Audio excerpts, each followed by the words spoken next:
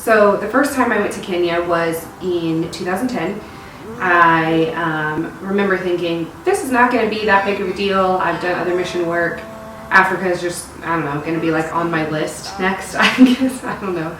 And I ended up going and having the most incredible time, and I just knew I had to get back to this place. So I got to go again in 2011, and then in 2012, I emailed this woman named Whitney, who had become my friend at this point.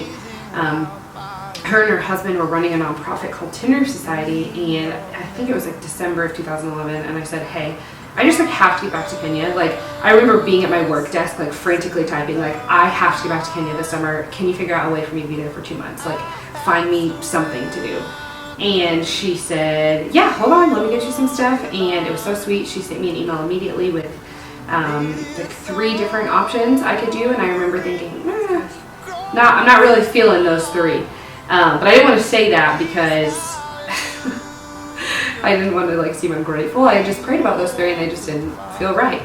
Well, then she sends me another email and says, oh my gosh, I'm so sorry. I actually meant to send you this email. And she said the other one was a draft, and it had 4 options.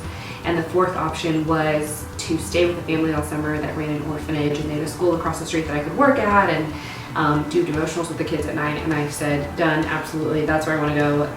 Let me go there. So I started fundraising, and with the help from my friends and my family's a big one, and a lot of other people, I was able to spend all summer there.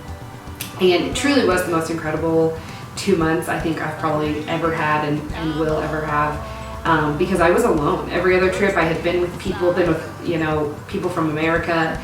Everyone, that I had been with previously, we all spoke English, and we would eat kind of American food while we were there. But this, I was really immersed in the culture, and I think that's kind of where I started to get the idea for if I ever ran a nonprofit, what I would want it to be like. I didn't actually think that would happen, but that's where I started to pick up, okay, this is what missions looks like, doing life with people. And so I had a Kenyan mom and a Kenyan dad and aunties and uncles, and I was an auntie, and it was just so incredible. It was just the best summer.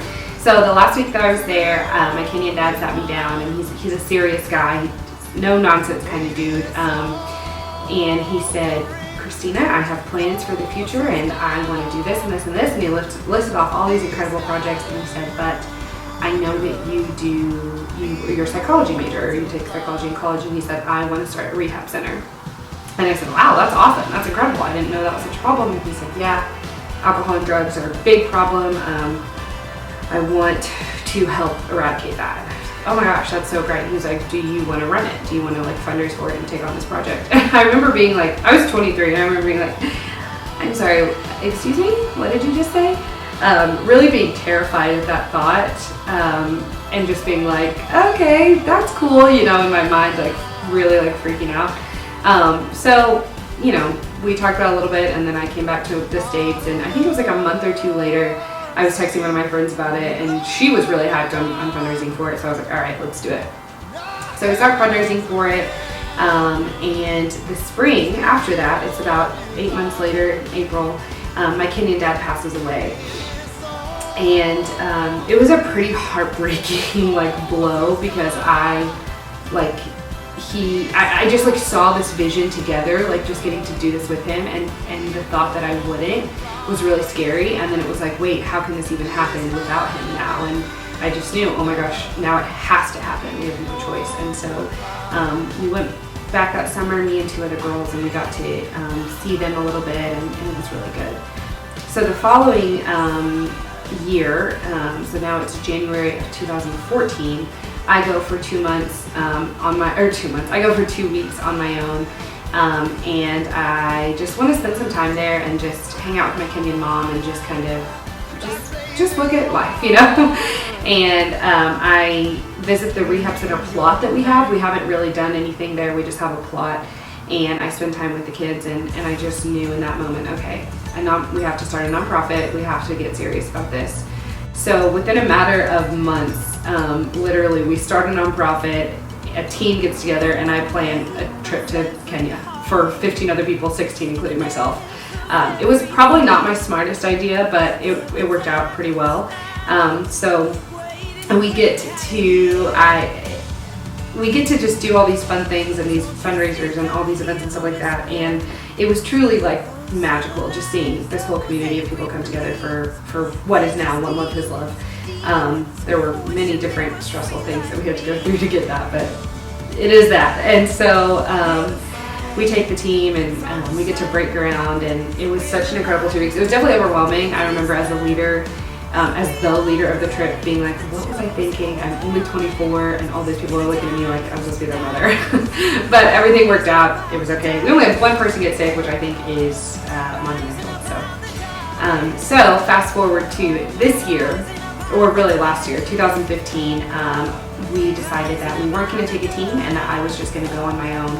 And so I went, and we had finished fundraising the first 10,000, which is what we needed for the outer wall. So we got to put the outer wall up. And I remember specifically going out there the first day and taking video and just looking at just so much grass and just not even being able to really picture what it was going to look like. Like, how is this going to turn out in the way that I think it is, you know? And I just looked around and I just had peace, like, wow, people are going to come here and we're going to be okay. And then, you know, fast forward 10 more days to the end of my time there, and it's up. The wall is up and it's beautiful and it's gigantic. I remember being like, how did it get so big? That's really 10 feet. That's so huge. But just also just wanting to cry and just seeing all of this come together from the very beginning, like, pushes me back to just meeting with my Kenyan dad and just being so scared, and then watching the wall go up with his wife by my side is it was just unexplainable. So now here we are. It's January 2016. It's a new year, and I think I've had about 40 million text messages like, are you going back to Kenya? What can I come? What are you doing? What's this? So I just wanted to kind of make this video to talk about where we are and where we're going, and kind of my vision for what we have for the future. I think my favorite thing about One Love His Love is that it is centered around love, of course. As I grew up, I think I started to realize, wow, I grew up really sheltered. I didn't know about addiction or poverty or homelessness or anything, like of all the evils in the world. I had like no idea about that. And once I got into college and out of college, I also didn't even know the evils that existed in my own community, even in Christianity, like even in religion. Like I truly was so sheltered that I just like saw this little piece of my world. And going to Kenya and growing up and having friends of other faiths. I mean, I have friends that are Muslim and Jewish and agnostic and atheist and whatever, you name it. I've learned, wow, there are so many bad things in the world, including, you know, the way that people treat each other and things like that, and hatred and violence and addiction. But the one thing that is common across all my friends, regardless of their religious or political association, is the need for human love and human validation, to just love one another. To just come forward and say, I don't care who you are or what you can bring to the table, I want to love you the way that you should be loved. I think that's how I feel about religion now. I think before maybe I wanted a lot more rules on it and I wanted it to be black and white, but that's just not what the world is. And it was funny, I think I used to be scared to tell people I was a Christian because I was like, oh my gosh, they're going to judge me. But now I've learned, like, judge me like, you know, what if they think I'm mean or something? But I've learned that with your actions, you can show people that not every single person is the same. So with One Love His Love, I want our organization and our rehab center to be a place that represents love across all,